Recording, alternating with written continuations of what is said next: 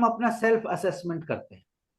Self assessment क्या है कि मेरा current work life balance, where I stand, मेरा टारगेट है वहां पहुंचने का, लेकिन वो टारगेट को पहुंचने के लिए सबसे पहले मुझे ये पता होना चाहिए कि मैं खड़ा कहां हूं। तो उसके लिए क्या है कि I will be asking you 5 questions, उसके जवाब आपने यस और नो में देने, right.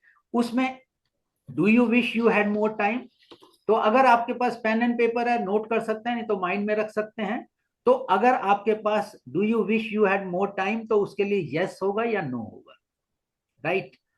Second is do you feel stressed.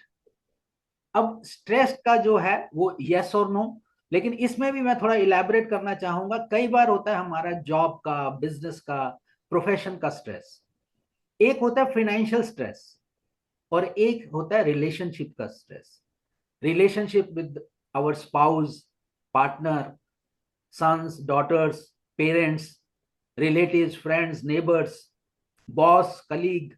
तो ये do you feel stressed, answer yes or no.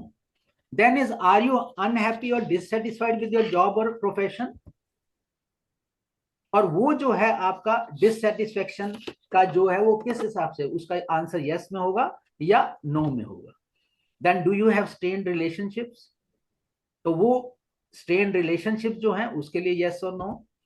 और are you struggling in pursuing your dreams and goals? तो अगर आपके इसमें से जो भी 5 में से अगर आपके 3 के आंसर yes हैं, then you need guidance, you need counseling, you need advice how to go about it. एक सेशन में ये सारी चीजें कवर करना would be very difficult, and I highly recommend that you become part of the community जिनके पास ये पांचों की पांचों चीजों में आंसर नो में आता है।